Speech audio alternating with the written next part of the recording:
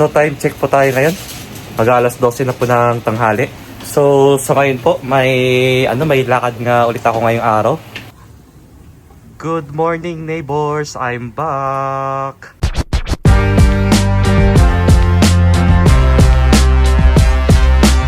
So sa ngayon po guys, nandito ako ngayon sa labas dahil gusto ko pong magpasalamat sa inyong lahat.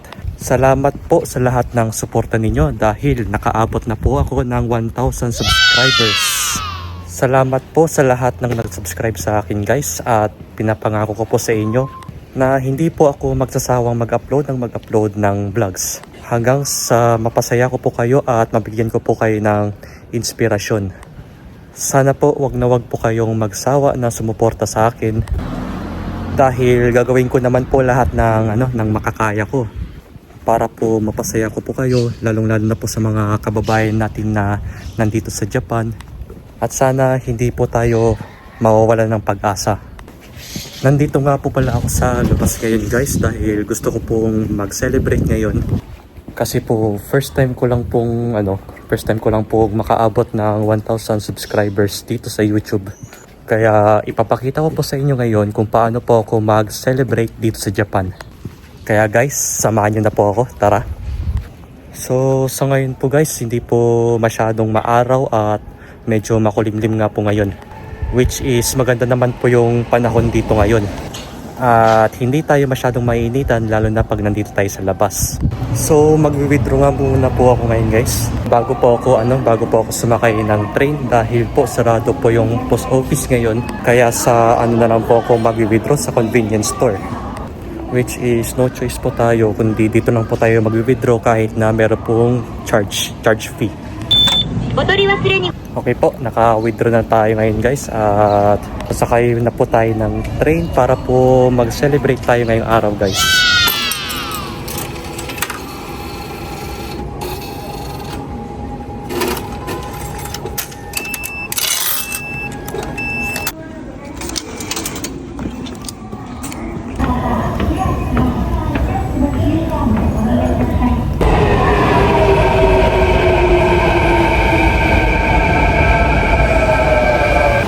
Guys, nakababa na po ako ng train at palabas na po tayo dito sa may exit.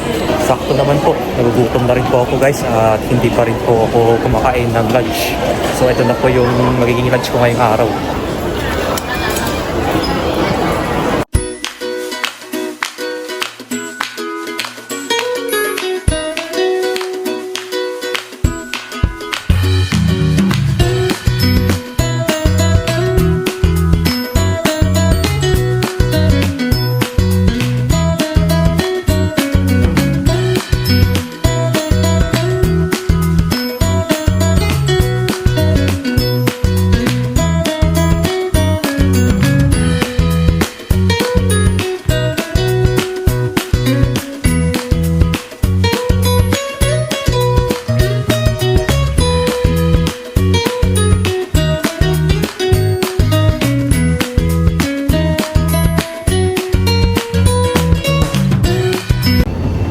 So ngayon nga po ay pupunta tayo ng Sushiro para doon po tayo kumain ng lunch. Actually guys, matagal-tagal na rin akong hindi nakakain ng sushi kaya ngayon lang po ulit ako makakain. Ang maganda nga po sa Sushiro guys, mura po yung mga binibenta nila doon. Kada isang plate, meron po may 100 yen po isa. Tsaka marami pa pong pagpipilian doon guys. Actually yung pinakamura po sa Sushiro ay nasa 120 yen ang alam ko po. Dati po nung 3 years ago ay nasa 100 yen pa yun kada isang plate. Depende po yan sa menu na pipiliin nyo guys. Meron din namang pong mas mahal doon, nasa 200 yen, 300 yen. Tapos meron din po silang set na mismong sushi na umaabot ng 500 yen I guess. Kasi matagal-tagal na rin po akong hindi nakakapunta ng Sushiro kaya ngayon lang po ulit ako makakapunta guys. So ito po yung entrance, dito lang daw po sa left side.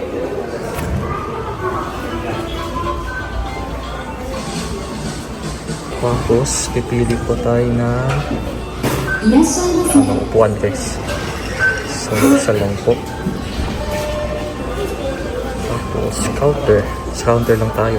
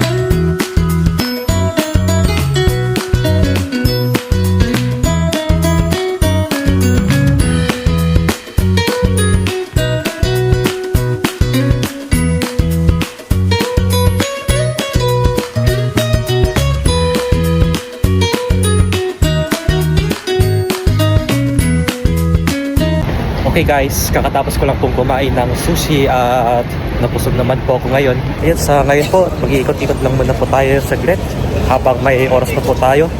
Actually guys, ganito lang po ako mag-celebrate ngayon, lalo na po 1,000 subscribers na po tayo. Siyempre, paminsan-minsan naman po, i-treat naman po natin yung sarili natin kasi deserve naman po natin ito.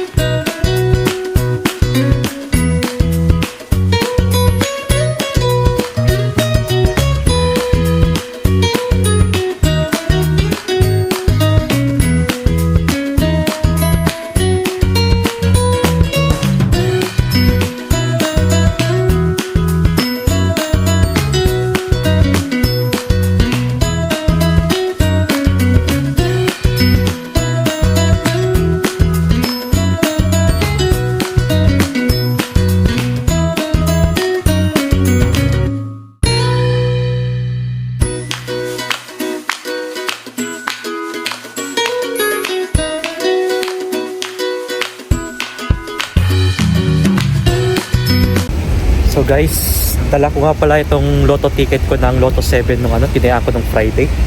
Bale, ngayong araw nga po ay pupunta tayo sa lotohan para ipa-check natin kung may napanalunan tayo ngayon. So, andito lang po yung lotohan guys. Pupuntahan po natin yan ngayon. So, ito na po yung natin. Ito po yung ticket natin at titignan natin kung magkano yung napanalunan natin ngayon. Kung meron man. Onegaishimasu. Hi. Onegaishimasu.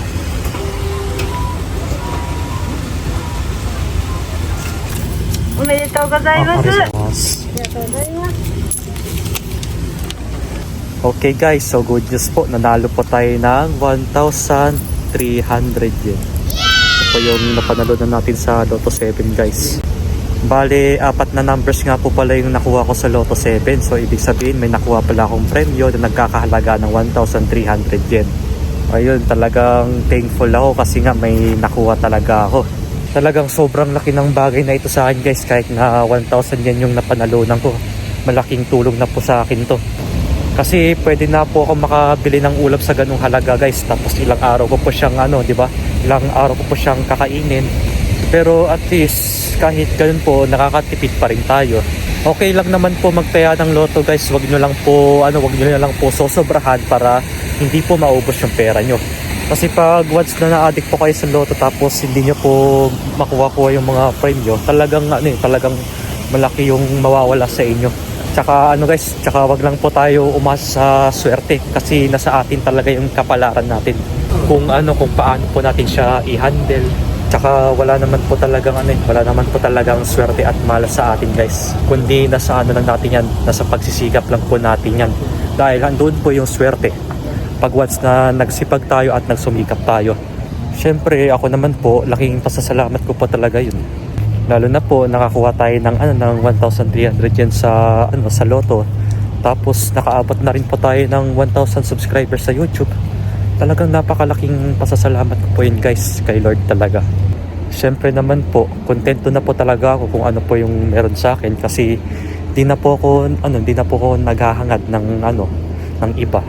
Tsaka at dahil naka 1,000 subscribers na po ako ngayon sa YouTube, ang wish ko po sana marami pa pong makanood sa mga vlogs ko sa YouTube. Kahit na simple lang po yung mga video ko. Talagang na-appreciate ko po. Talagang may nanonood naman po. At sa mga nag-aabang naman po, medyo pasensya na rin po guys dahil di naman po ako araw-araw mag-upload ng mga videos. Dahil po busy rin po talaga ako sa trabaho ko sa company namin. Kaya bihira lang po ako mag-upload. Siguro po sa isang linggo mag-upload man ako 2 or 3 videos na po. Okay na po sa akin yun. Dahil aminado naman po ako guys na mahirap po talagang mag-isip ng mga content. Lalo na po sa mga araw-araw po mag-upload. Which is hindi ko naman po siya kayang gawin. Ang kaya ko lang pong gawin yung mga ina-upload ko lang sa isang linggo, mga 2 or 3. Talagang okay na po sa akin yun. Bukod pa po sa wish ko na sana po marami man po makanood ng vlogs ko. Sana more subscribers to come pa po. Talagang hindi po ako mawawala ng pag-asa guys. Talagang lang po. Talagang nananalig lang ako sa taas. Kasi siya lang talaga ang lakas ko at sa kanya lang ako humihingi ng gabay at guidance. Tapos sa part ko naman po, talagang gagawin ko po yung talagang gagawin ko pa po yung best ko para po mag-upload ng mga magagandang mga vlogs. At marami pa po akong ma-inspire na mga kababayan natin dito sa Japan, lalo na po sa mga sa mga napaghihinaan ng loob. Dahil kahit sino naman po sa atin, dumaan din tayo sa mga ganyang bagay. Sana po sa mga sumusuporta sa akin, wag na wag po kayong magsawa sa akin. At sana po hindi po mag-expire yung support nyo sa akin, Bicharis. So anyways, dito lang ako sa may park dahil ang luwag ng park dito sa pinuntahan ko ngayon guys. Medyo nagpapalipas lang po ako ng araw. Dahil bukas na naman po ay pasok na naman po sa work. Alam nyo ba guys, minsan pag nanonood ako ng mga vlogs, talagang marami akong mga vloggers na hinahangaan. Kasi yung iba pong mga vloggers na napapanood ko talagang nai-inspire ako sa kanila kung bakit nagpa-vlog po ulit ako dito. Para po mawala po yung lungkot sa dito sa puso natin minsan. Siyempre naman po, hindi naman po palagi na masaya ako dito sa Japan. May times din na nalulungkot din po ako. Lalo na po sa mga problema na naiisip natin, talagang talagang pag may problema na dumadaan sa atin, talagang sinusolusyonan ko kaagad guys. Para po hindi maging malala yung natin yung kalagayan natin. So ayun po guys, sana po wag na wag po kayong magsawang sumuporta sa akin. So ganito nga po pala yung park dito sa may Amagasaki guys. Ayan po, ganyan po siya kaluwag at meron pa pong pasyalan doon sa banda doon. So maglalakad lang muna po tayo guys at ililibot ko po kayo dito sa may park ng Amagasaki. Ayan po. Actually guys, medyo mahangin po siya ngayon dito. Yun, so ganito lang po yung park dito guys. Tahimik pero napakaluwag. Ayun po, meron po siyang dito. May family mart po siya dito sa bandang likod ko. Convenience store. Tapos meron po siyang restaurant doon sa tabi ng family mart. Ito po yung Holly's Cafe. Yan po, restaurant po siya. Tapos ito naman po yung daanan na papuntang train station. So ganito lang po siya. Napakatahimik pero presko ng hangin dito guys. Ngayon lang ulit ako nakapunta dito kasi nga po ngayon lang po ulit ako nagkaroon ng oras dahil nga po day off ko po ulit sa trabaho ngayon. So ayun po, lakad-lakad lang muna po tayo dito guys. Ano po, bago tayo umuwi ng bahay. Ang nagustuhan ko lang po kasi dito, mas masarap yung simoy ng hangin dito. Lalo na po pag itong oras. Huwag naman po yung tanghaling tapat kasi maaraw pa yung oras na yun eh. Dati po sa work ko dati, nadadaanan ko po lagi yung Amagasaki Castle dito eh. Yung simula po nung naglipat na po ako ng trabaho, hindi na po ako dumadaan doon kasi yung trabaho ko po ngayon ay medyo malapit na po sa bahay namin. Pero di ko po alam guys kung pwede po kung pwede pong mag-picnic dito. Pero kung mag-iihaw po kayo dito ng mga barbecue, mga yakiniku, bawal po talaga dito. Ano po siya dito guys, medyo prohibited pong mag-ihaw-ihaw dito. Pwede lang po pwede lang po kayong umupo dito or magpahinga, yun lang po yung pwede dito eh. Lalo pag may mga kasama kayo, ganun. Ayun po, medyo basa-basa nga lang po dito ngayon. Kasi ang alam ko po kanina ay umulan po dito saglit. Kasi yung nakarating po ko dito medyo medyo nabasa pa yung mga upuan kaya Kaya hindi ako makaupo ng maayos. Baka mabasa kasi yung puwet natin, guys. Baka hindi tayo maging komportable, di ba? Okay guys, dahil celebration ko po ngayong araw, hindi po mawawala ang cake tuwing celebration. Actually guys, nakabili po ako ng cake kanina. So ito po yung laman nito. Ano siya guys, white cake siya na may kasamang strawberry flavor. So ito po, masarap po ito. Ang kagandahan po saan dito guys, yung cake nila dito sa Japan, masarap po siya pero hindi siya ganun katamis, which is tamang tama lang po yung lasa. Para po sa akin, sakto lang po yung tamis nito dahil hindi po ako matamis kumain pagdating sa mga ganito.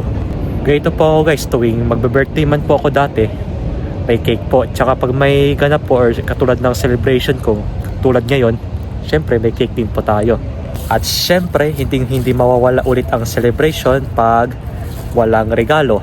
So nireguluhan ko yung sarili ko. Deserve naman natin na magkaroon ng regalo para sa sarili natin. So ipapakita ko sa inyo to guys. Syempre, itong regalo na to, lagi ko itong gagamitin. Araw-araw ko siyang gagamitin, tsaka mura pa. So ang regalo na nabili ko sa sarili ko ay itong salon pass. Ito po, salon pass, kailangan ko ito talaga guys. Dahil lagi na po sumasakit yung likod ko. Kaya naisipan ko na lang pong bumili ng salon pass, tsaka medyo mura po itong salon pass na ito. Kala nyo kung ano na yung nabili ko, no? Salon pass lang po yan guys. Tikpan na po natin ito guys, itong cake. Habang andito pa tayo sa my park at nakaupo po tayo. Actually guys, itong cake na to, binili ko po ito sa may Izumiya kanina na grocery store or supermarket kumbaga. Tsaka isang box ito ay may laman na 2 piraso at nagkakalaga po ito ng 330 yen. So tikman na po natin the perfect bite. Sarap. Medyo malasa po yung strawberry. Tsaka hindi po siya ganun katamis. Masarap po. Talagang bagay na bagay po sa inyo to guys. Lalo na po sa mga hindi po mahilig sa matatamis. Ito po ay pwede sa inyo.